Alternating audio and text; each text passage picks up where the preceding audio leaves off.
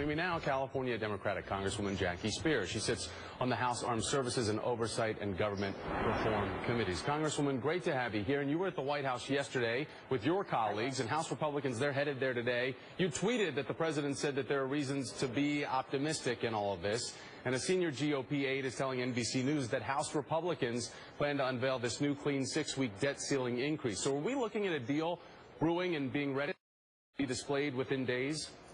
I think we are, and it's good news for the American workers, it's good news for American economy, and hopefully it will keep us from doing the absolute worst thing that could happen to our country. So it's all good news. Unfortunately, it's only 6 weeks, but we'll take 6 weeks if it gives us the opportunity to compromise and negotiate with the Republicans on a long-term solution. And you know, Congresswoman, everyone uses the phrase kick the can down the road. Why are we supposed to believe that 6 weeks is going to settle the deep, deep chasms that exist between both sides? Well, you're right, Thomas.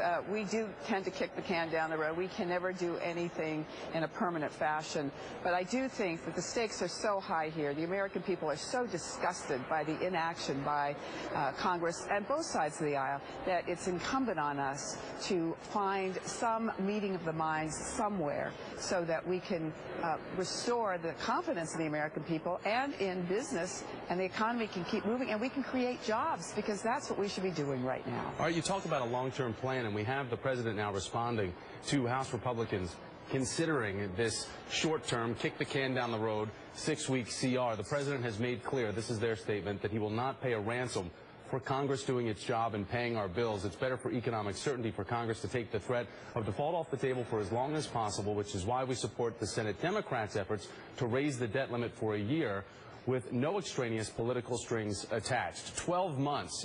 I mean, that's a big ask, considering the type of people that the president is dealing with. Do you think that's even realistic? Well, we need to extend the debt limit for a much longer period of time. But having said that, we need to come up with what is going to be acceptable to the Republicans. I mean, they are holding the economy hostage right now. We can't let that go on. Last time we lost over 200,000 jobs and $600 billion in lost 401ks to the American people. I mean, we owe it to the American public to find a way to come to the center. You talk about the 401ks for a lot of people. Guys, if we can just show the markets really quickly, Congresswoman, if you don't mind, because we're looking at green arrows across the board, a big surge with the Dow Jones up by 178 points right now. Been flirting at almost 200 points before we came on the air. With the debt ceiling deadline just days away, a week from today, Congresswoman, we have the Washington Post. Chris Salissa is saying that every member of Congress needs to see this chart. The last time government came close to defaulting on its debt, the impact on consumer confidence was far greater than September 11th and on par with the Lehman collapse. Do you think that people, that resonates? I mean, is short-term memory loss so common up there? Well, there's short-term memory loss and there's attention deficit disorder that plagues the members of Congress. I will say this, though. They look at polls, and the polls are devastating in terms of what the American people think of Congress right now. We've got to get our act together, and I'm one that believes that we will come halfway. But we're not going to hold the economy hostage. We're not going to hold the American people hostage. And we are not going to allow the Republicans to obsess continuously about the Affordable Care Act.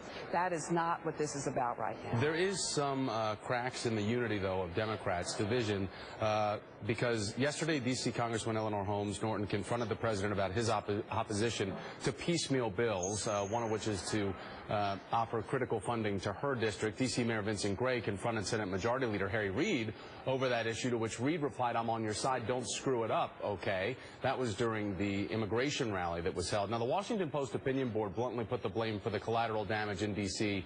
on the Democrats. Do you agree with that? And I mean, this whole lot of issues is embarrassing for all of our elected leaders. But do you think that everyone gets that? Because American people are hurting, and we're really putting people out on an island, especially considering the outrage there's been over military death benefits and families not getting that assured benefit for losing a loved one.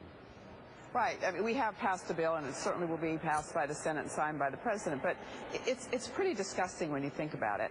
I mean, we are in a situation right now where the Republicans shut down the government over the Affordable Care Act. That didn't seem to work, so now they're moving on to the debt limit and the continuing resolution linked to that.